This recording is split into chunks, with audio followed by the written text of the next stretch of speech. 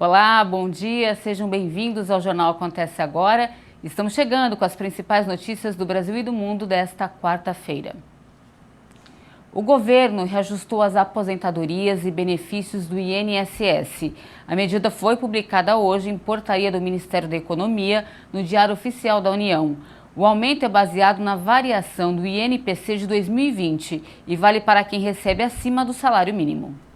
O reajuste de 5,45% para aposentados e beneficiários do Instituto Nacional do Seguro Social que recebem acima de um salário mínimo foi oficializado.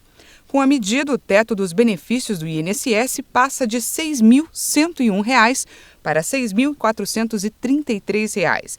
Pela legislação federal, o índice de reajuste do benefício de aposentados e pensionistas que recebem valor superior ao do salário mínimo é definido pela variação do Índice Nacional de Preços ao Consumidor, o INPC, do ano anterior. Segundo o IBGE, em 2020, o INPC ficou em 5,45%. Pela lei, aposentadorias, auxílio-doença, auxílio-reclusão e pensão por morte pagas pelo INSS não podem ser inferiores a um salário mínimo fixado em R$ 1.100 neste ano. Agora, olha o que aconteceu, gente, em Santos, no litoral de São Paulo. Um carro atropelou 4 pessoas da mesma família. As vítimas descansavam na mureta do canal quando aconteceu o acidente. Imagens das câmeras de monitoramento flagraram o momento exato em que um motorista perde o controle do carro e atropela uma família em Santos, no litoral de São Paulo. 4 pessoas foram atingidas, sendo que 2 das vítimas foram arremessadas para dentro de um canal junto com o veículo. O acidente aconteceu na Avenida Campos Sales. O carro bateu contra uma lixeira e, na sequência, atingiu a família que estava sentada na mureta do canal. A avó de 72 anos e o bisneto dela, de 2 anos, foram arremessados com o impacto. 2 netas de 12 e 20 anos também foram atingidas. Familiares das vítimas e vizinhos prestaram socorro. Os 2 homens que estavam no carro saíram pela janela do lado do passageiro. A avó ferida passou por cirurgia e está com um quadro estável. O bisneto, de 2 anos, quebrou uma das pernas e também precisou de cirurgia. A neta, de 20 anos, quebrou uma perna e foi atendida e liberada. Já a neta, de 12 anos, está na UTI precisando de doação de sangue. Que susto, hein? Olha, o motorista não prestou socorro às vítimas e fugiu logo após o acidente. A família disse que encontrou garrafas de bebida no automóvel. E agora vamos falar de coronavírus. O boletim atualizado da pandemia do Ministério da Saúde, divulgado no início da noite de ontem, registrou 64.025 novas contaminações pela doença em 24 horas no Brasil. De acordo com a pasta, foram 1.110 mortes no período. O número de óbitos pelo novo coronavírus chegou a 204.690. A quantidade de casos confirmados foi a segunda maior do ano, perdendo apenas para o dia 7 de janeiro, quando foram registrados 87.843 novos diagnósticos positivos. O balanço tende a ter números menores aos domingos e segundas-feiras e maiores nas terças-feiras, porque as secretarias de saúde têm dificuldade em repassar dados nos finais de semana. No total, 8.195.637 casos de Covid-19 foram diagnosticados no país desde o início da pandemia. De acordo com a Universidade Johns Hopkins, o Brasil é o 3º país com maior número de casos da doença e o 2º com mais mortes, atrás apenas dos Estados Unidos.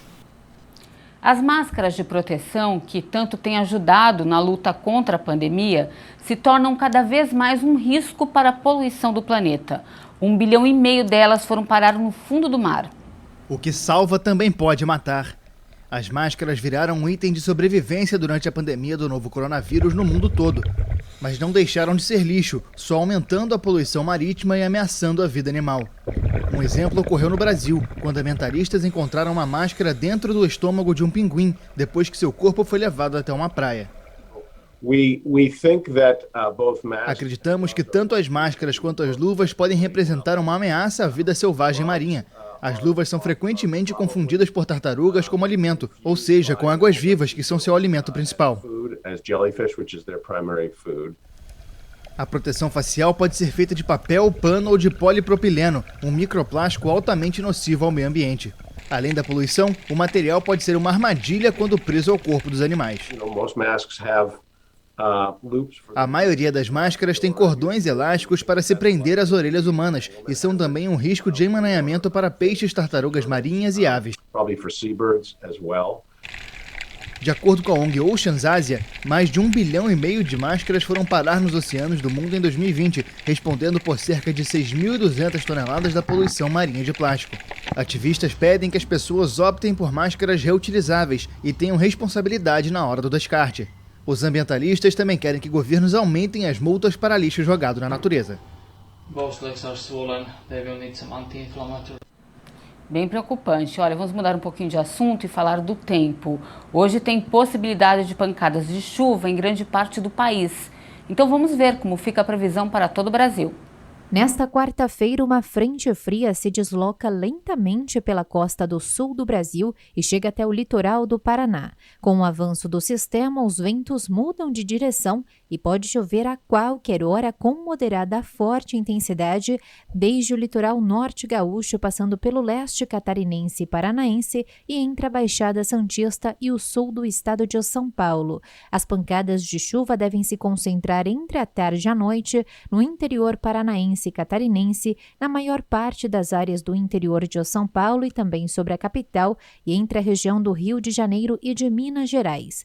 O dia será marcado por bastante sol e sem previsão para chuva, desde o extremo norte fluminense até o estado do Espírito Santo e entre os vales do Rio Doce e Jequitinhonha. Também não há condições para chuva na Grande Porto Alegre e na maior parte das áreas do interior do Rio Grande do Sul. O dia será marcado por tempo instável e chuva forte a qualquer hora em grande parte do interior do Nordeste, inclusive no oeste da Bahia, em várias áreas do Tocantins e também sobre a capital Brasília. Também chove forte e frequente em várias áreas do Pantanal de Mato Grosso e de Mato Grosso do Sul, na região de El Salvador e entre as capitais Porto Velho e Manaus, na região norte do país. A chuva será passageira e não apresenta risco para temporais em várias capitais da costa leste do Nordeste e também sobre Fortaleza. Na maior parte das outras áreas do país, dia típico da estação, com bastante sol, muito calor e pancadas isoladas no fim do dia. A mínima prevista em Porto Alegre é de 20 graus e de 21 graus na capital paulista. Máxima de 27 graus em Brasília, faz 30 graus em Salvador e 34 graus na região de Vitória. E antes de encerrar essa edição, nós vamos conhecer o projeto de um táxi aéreo autônomo. Ele parece um drone, mas trata-se de um carro voador. O protótipo é da General Motors e foi apresentado na maior feira de tecnologia do mundo, que este ano é realizada no formato online. Vamos ver. A gigante automotiva americana ofereceu poucos detalhes, lançando apenas um vídeo do avião elétrico de decolagem e pouso vertical da marca Cadillac em sua página de exibição digital. Várias empresas aeronáuticas e startups mostraram carros voadores similares nos últimos anos, embora não haja planos aparentes para uma comercialização imediata. Como ter uma viagem mais confortável e luxuosa? Pergunta o narrador da GM, ocupando os céus.